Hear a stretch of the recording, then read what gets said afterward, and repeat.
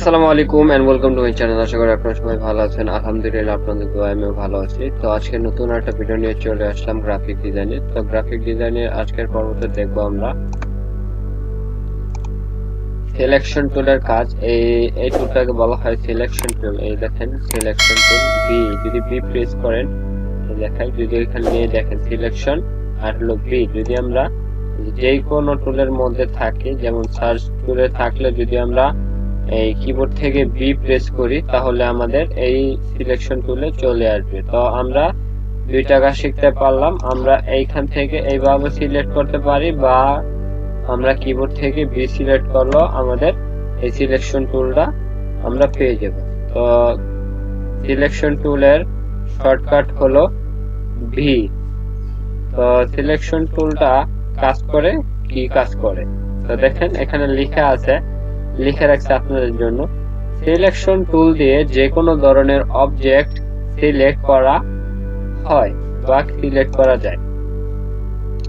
তো অবজেক্ট বলতে তো আপনারা বোঝেন, আপনারা যেই এই পেজটার মধ্যে বা আর্টবোর্ডের মধ্যে যেইটা নিয়ে আপনারা কাজ করবেন ওইটাই আপনার অবজেক্ট থাকবে বা সাবজেক্ট থাকবে।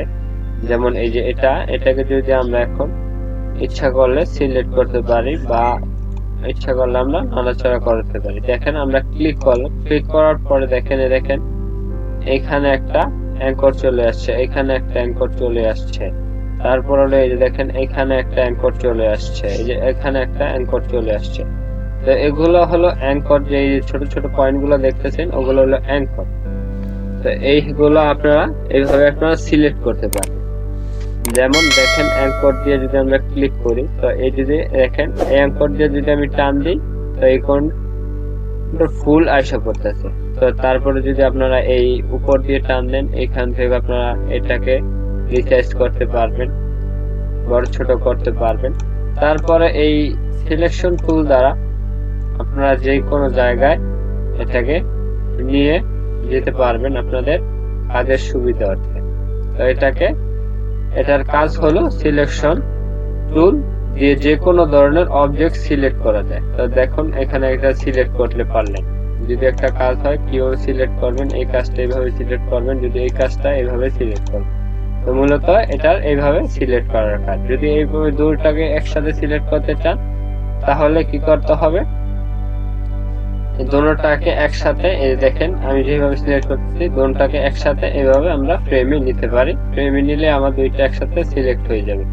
যদি আমরা কিবোর্ড থেকে আমরা শর্টকাটের মধ্যে সিলেক্ট করতে পারি, যেমন প্রথম এটা সিলেক্ট করলাম, তারপরে আমরা শিফট ধরে রেখে যদি এটার মধ্যে ক্লিক করি তাহলে দুইটা একসাথে কি হবে, দুইটা একসাথে সিলেক্ট হয়ে যাবে। তো আজকে দুইটা আপনারা শিখতে পারলেন কিবোর্ড শর্টকাট। তো একটা হলো আমরা এই সিলেকশন টুলটা কিভাবে সিলেক্ট করতে পারি, যদি আমরা কিবোর্ড থেকে বি প্রেস করি তাহলে সিলেক্ট হয়ে যাবে।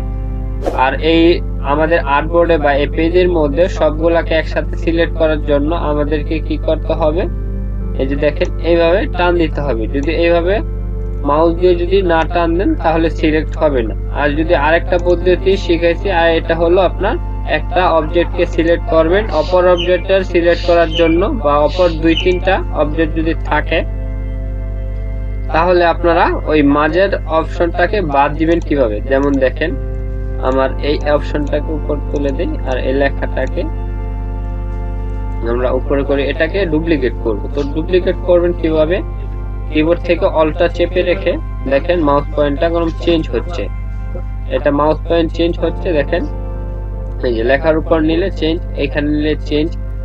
তো আমরা এটাকে কপি করব আমাদের এই পেজে। তো অল্টটা চেপে রেখে এখান থেকে শুধু কি করব, নিচে ড্র করে দিব, তাহলে আমাদের একটা কপি হয়ে গেল।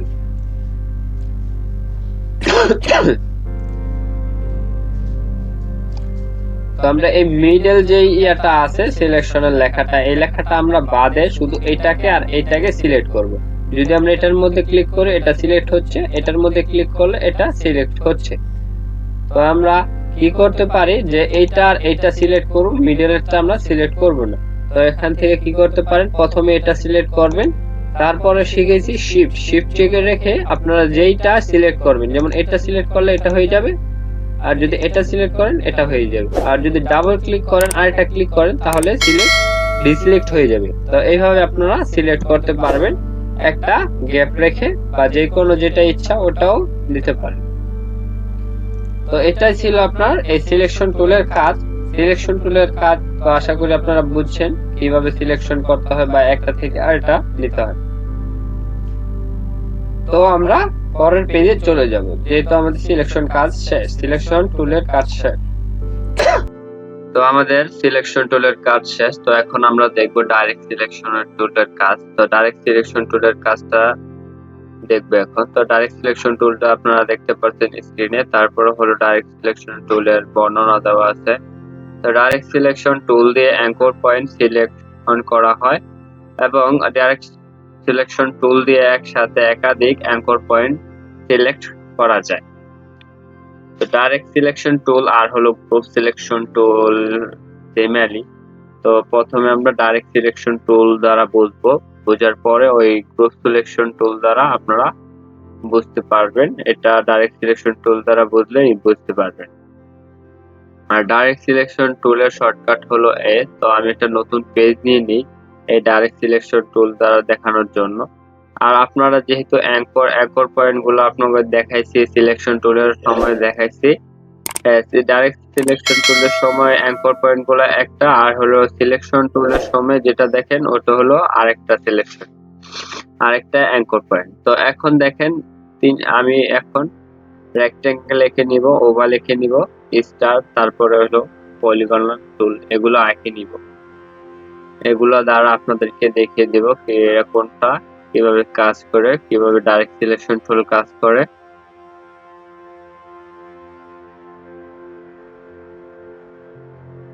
দেখেন আমার প্রত্যেকটা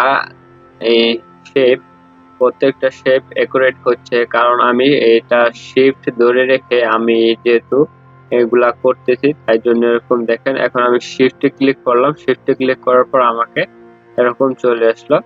তো আপনারা শিফট চেপে যদি করেন তাহলে আপনাদেরকে এই যে শেপগুলো অনেকটা সুন্দর আসবে। তো এগুলা টিউটোরিয়ালে আস্তে আস্তে আসবে। তো এখন আমরা কি করব, এখন আরেকটা স্টার এঁকে নিব। এটা তো পলিগন এঁকলাম, তো এখন আমি স্টার টুলটা এঁকে নিব। তো ইলাস্ট্রেটরের মধ্যে স্টার, পলিগন, তারপরে ওভাল, এগুলা দিয়ে আপনার সবগুলা ডিজাইন এগুলা দিয়ে করতে হবে। আপনার পেন টুল আছে, পেন টুল দ্বারা এগুলা ডিজাইন দিয়ে এগুলা দিয়ে করতে হবে। তো চলুন এখন দেখা হলো সিলেকশন টুল দ্বারা। তো দেখেন সিলেকশন টুল দ্বারা যদি আমরা এটাকে দেখেন এই অ্যাঙ্কর গুলাকে যদি টানি বা অ্যাঙ্কর গুলাকে নড়াচড়া করে, দেখেন আমার পুরো শেপটা কিন্তু নড়াচড়া করতেছে, কিন্তু ওই যে অ্যাঙ্কর পয়েন্টটা ধরছে ওই অ্যাঙ্কর পয়েন্টটা কিন্তু নড়তেছে না। দেখেন পুরা শেপটা আমার নড়াচড়া করতেছে, কিন্তু আমি চাচ্ছি আমি শুধু ওই অ্যাঙ্কর পয়েন্টটাই সিলেক্ট করে মডিফাই করব, কাজ করব। তো দেখেন এই যে এই অ্যাঙ্কর পয়েন্টটা যদি আমি এখন টান দিয়ে উপরের দিকে দেখেন শুধু এই অ্যাঙ্কর পয়েন্টটাই আমার নড়তেছে, বা এইটাই আমি মডিফাই করতে পারবো বা কাস্টমাইজ করতে পারবো। দেখেন একটা শেপে আমি নতুন একটা শেপে রূপান্তরিত করে দিলাম। তো দেখেন এখানে হ্যান্ডেল চলে আসছে, কিন্তু ওই রেক্টেঙ্গেলের মধ্যে হ্যান্ডেল ছিল না। তো ওভালের মধ্যে যেহেতু ওভালটা গোল তাই জন্য হ্যান্ডেল গুলো চলে আসছে। তো হ্যান্ডেল গুলো দিয়েও আপনারা এখানে কাস্টমাইজ করে নিতে পারবেন। যদি ডিজাইনের পরও আপনার কোনো একটা শেপের মধ্যে সমস্যা হয় তারপরে এগুলা দিয়ে ডাইরেক্ট সিলেকশন টুল দ্বারা আপনারা এটার কাস্টমাইজ করতে পারবেন। তো এখন শুধু এই ডাইরেক্ট সিলেকশন টুলের সাথে আপনাদের পরিচয় করে দিতেছি, যে আপনারা ডিজাইন দেখতে পারবেন বা ডিজাইন আমি শিখাবো ওই সময় আপনারা ফুললি দেখতে পারবেন এটা কিভাবে আমরা ইউজ করে একটা ডিজাইনকে রিপিট ভাবে কাস্টমাইজ করি। তো এইভাবে আপনার ইচ্ছা করলে হ্যান্ডেলের মাধ্যমে কাস্টমাইজ করতে পারবেন, নাড়িয়ে চাড়িয়ে কাস্টমাইজ করতে পারবেন। কিভাবে আমরা কাস্টমাইজ করতেছি, এইভাবে হ্যান্ডেল গুলাকে আপনি এই অফ করে আপনার একটা নতুন একটা কাস্টমাইজ করতে পারবেন।